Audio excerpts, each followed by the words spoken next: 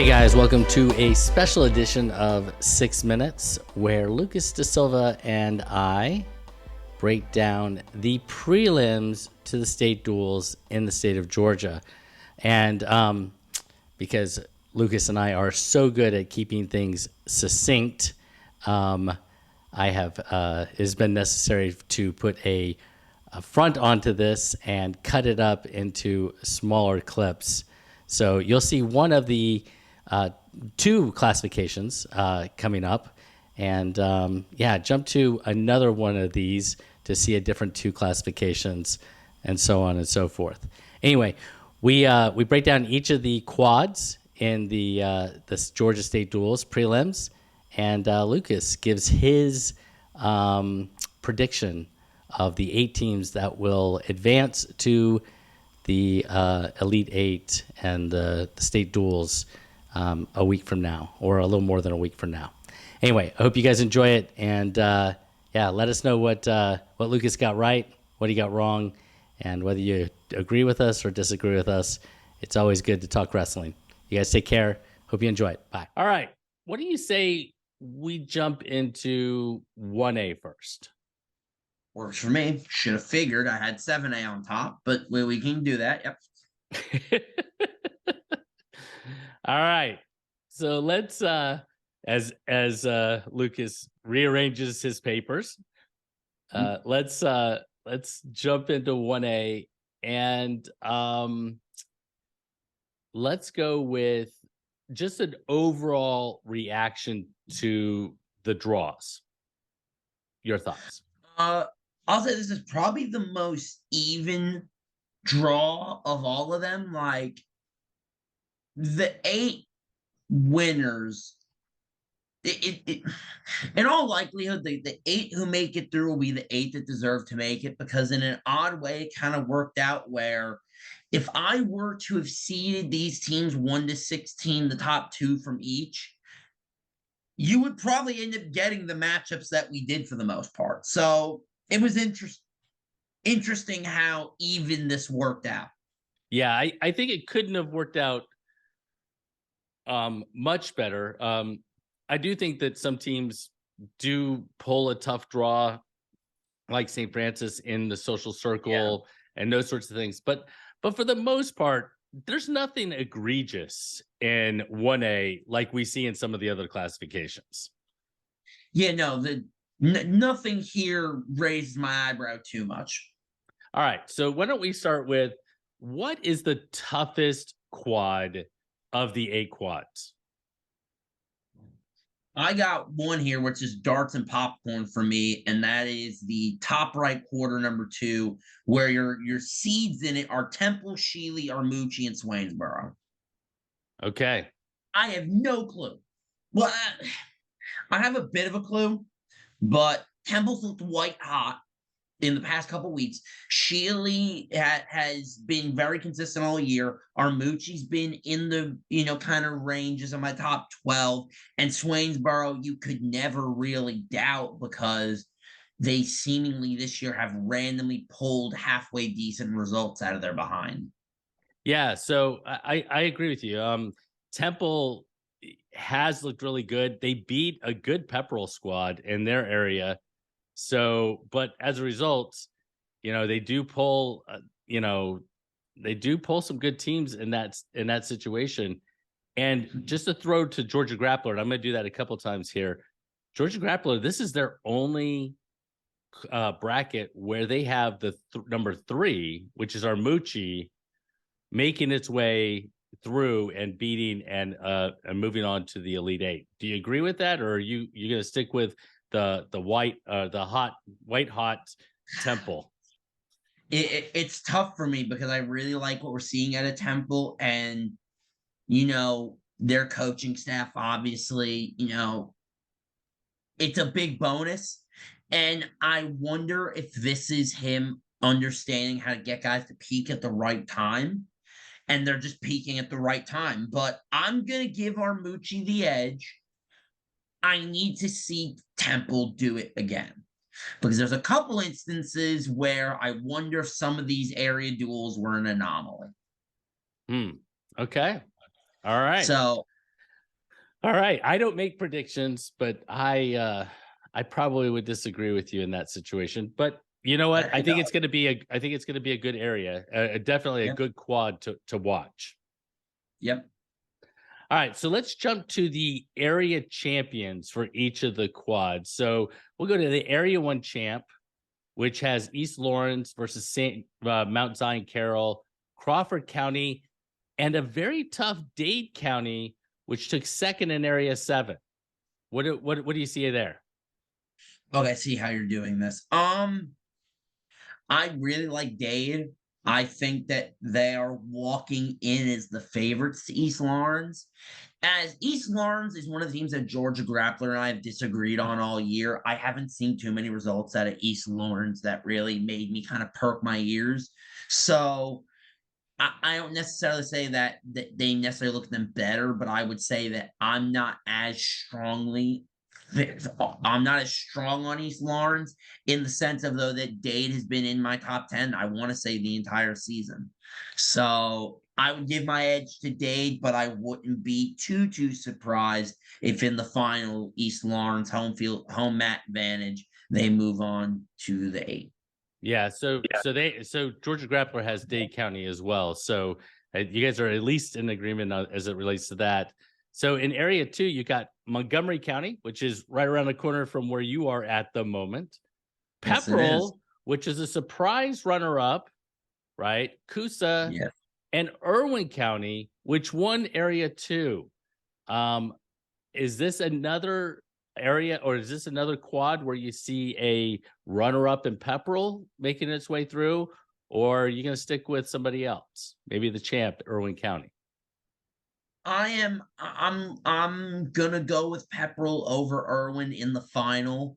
While I do have on there that Coosa and Montgomery will look to spoil and coming off the scales, neither one of those teams are one that I think Pepperell or Irwin really have.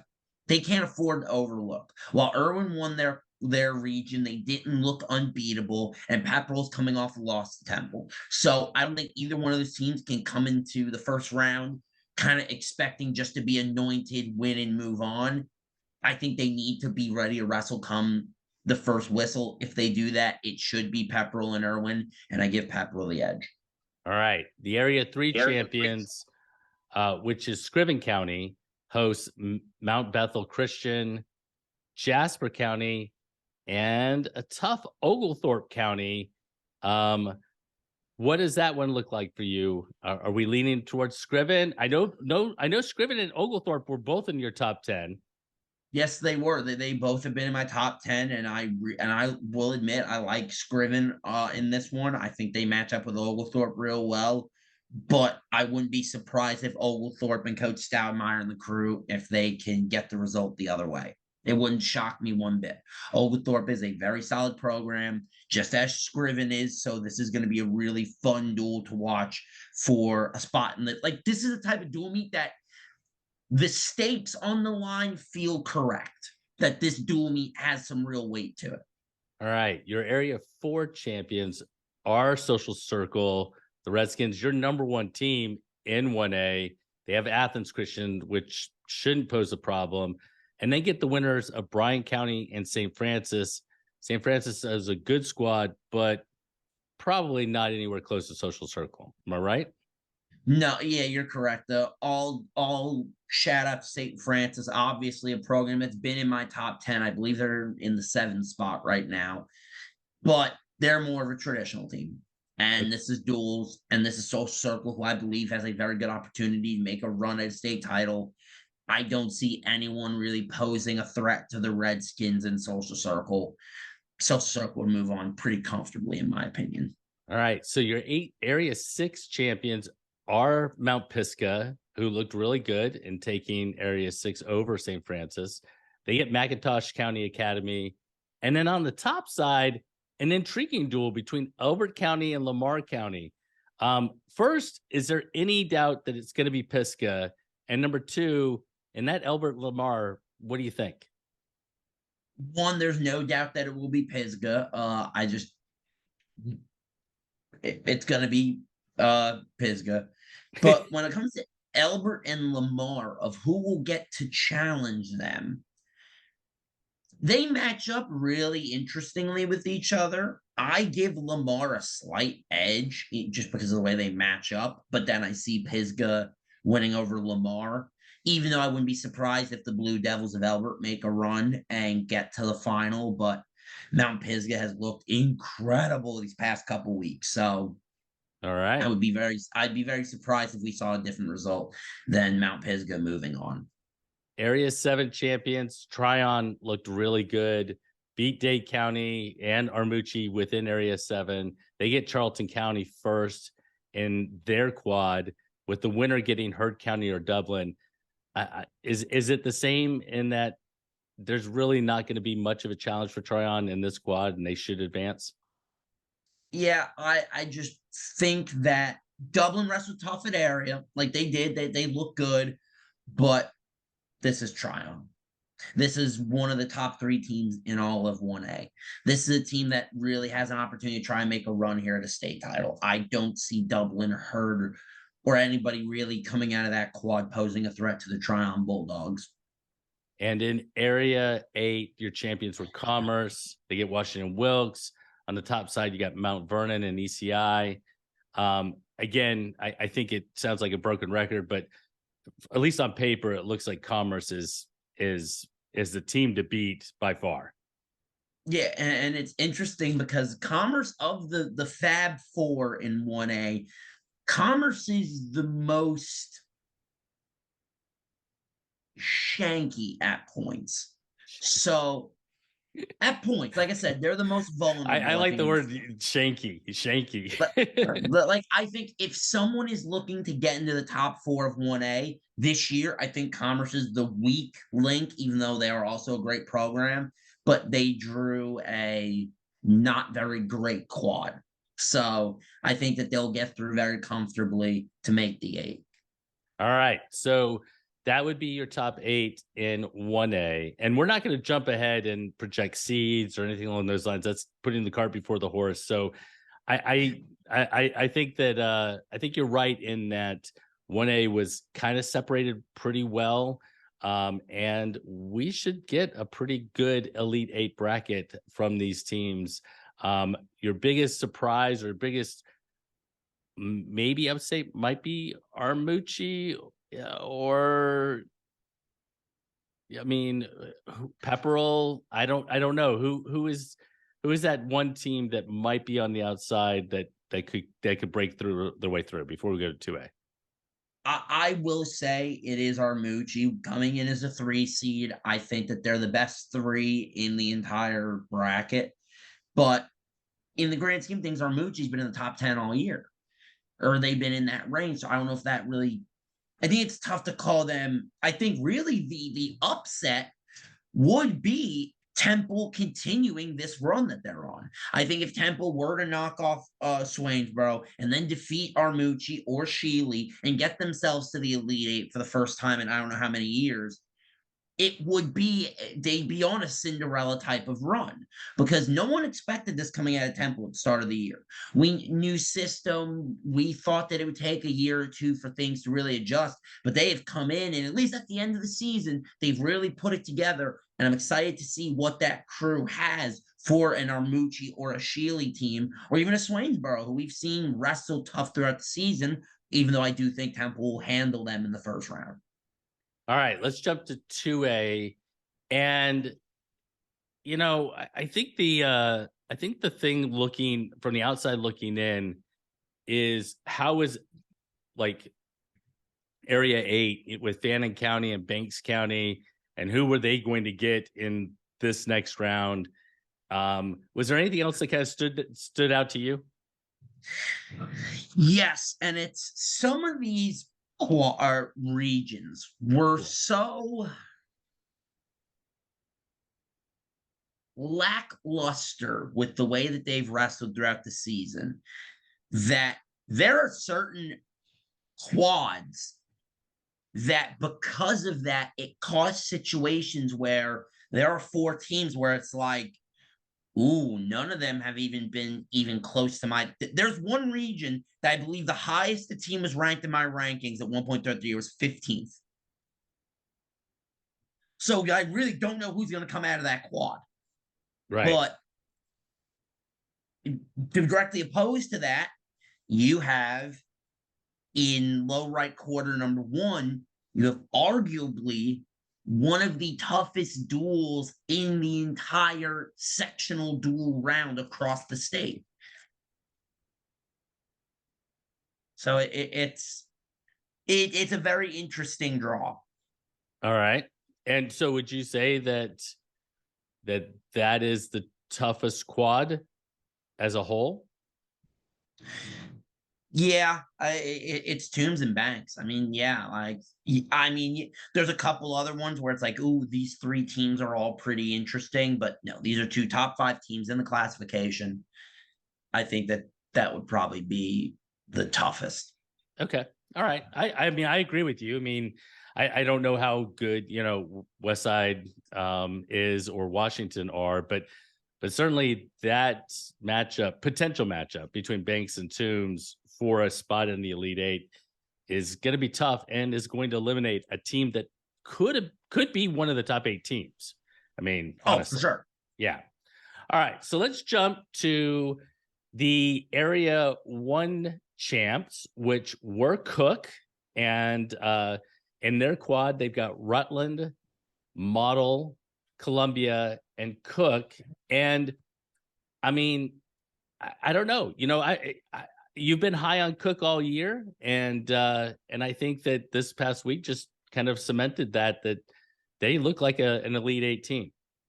Yes, and this is no slouch to Model, who I also have been high on. I've had them in my top 10. Right. So this isn't a great draw for them, but they stumbled a little bit at area.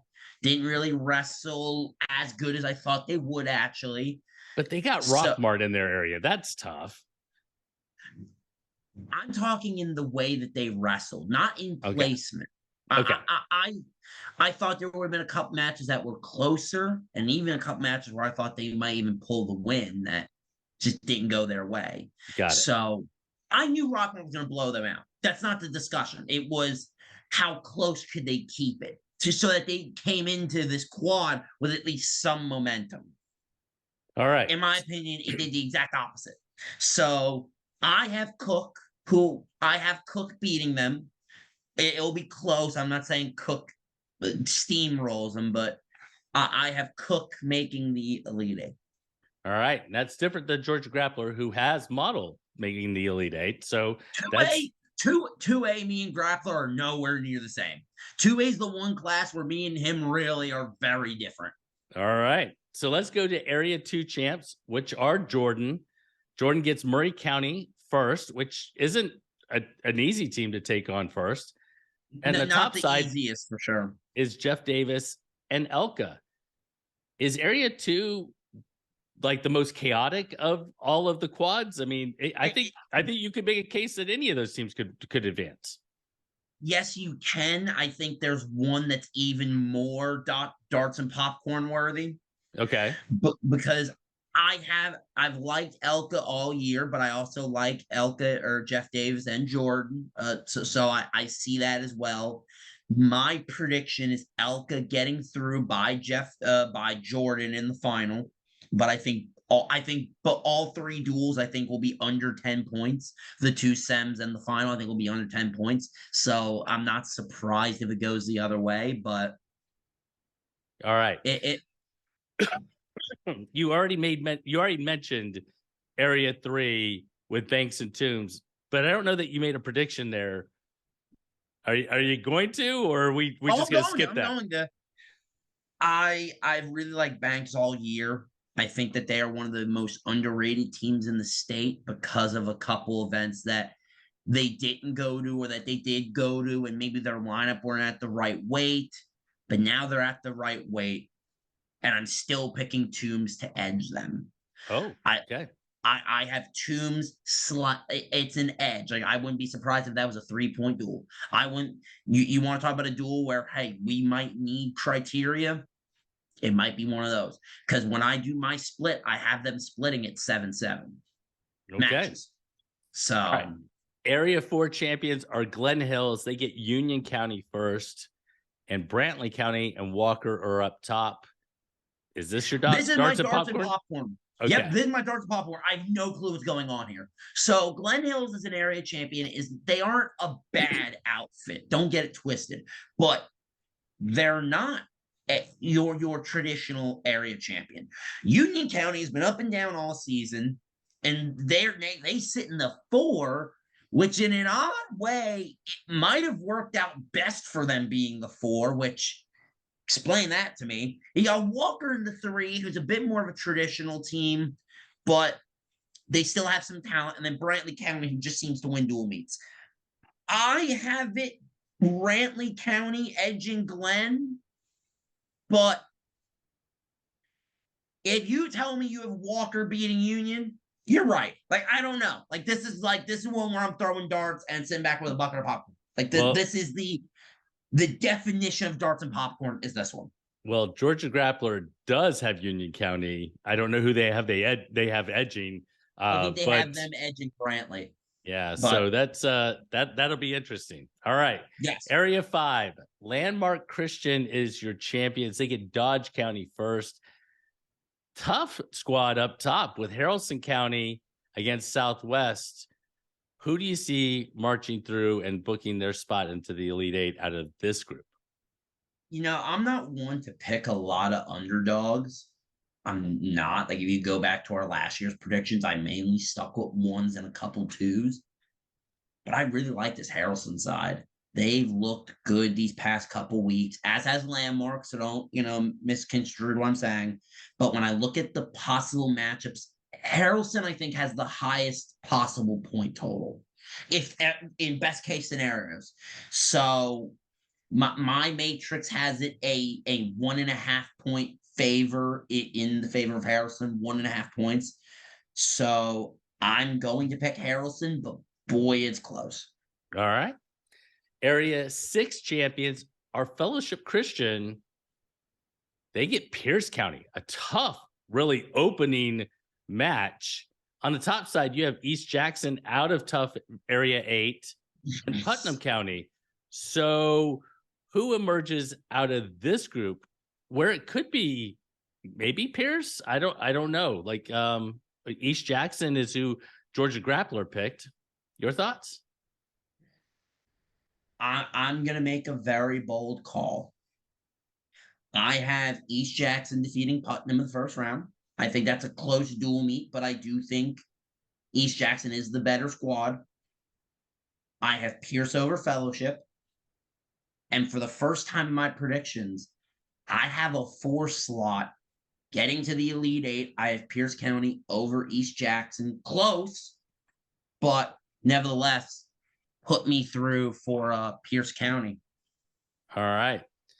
In area, I misspelled the word Pierce. Excuse me. Area 7 champions are your overall number 1, Rockmart. They get Central Macon, Berrien and Callaway are on the other side. But let's be honest, Rockmart has looked fantastic. What was the movement? Move on. This is Rockmart. Like, I think Berrien and Callaway actually will be a good dual meet. I do, but it's Rockmart. All right. Like, this is arguably a team that I think is walking in your heavy favorites to nearly walk to a state title. Your last quad features Fannin County, which won a very good Area 8. They get Washington County first. Mount Perrin is up top with Vidalia. Vidalia took second to Toombs. So does Vidalia have a shot, or is this Fannin County? I think if they drew any other team beside Rockmart, I think they'd have a very good chance. Fannin matches up with them nearly perfectly to beat Vidalia. So I have Vidalia over, or sorry, I have Fannin over Vidalia, excuse me. I have Fannin over Vidalia. Yeah. But this duel could be closer than some people suspect if Vidalia makes the right moves with like their weigh-ins and can get their guys to where they need to be. But I expect it to be Fannin rolling past the Sweet Onions and getting themselves to the Elite 8. All right, let's jump. Go ahead. I didn't do this for 1A. My 8, just in totality for 1A, was Pepperell, Commerce, Tryon, So Circle, Pisgah, Armuji, Screven, Dade. My 8 for 2A is Elka Fannin, Rockmart, Brantley, Pierce, Harrelson, Toombs, Cook. All right. I completely Okay. forgot to do that for 1A.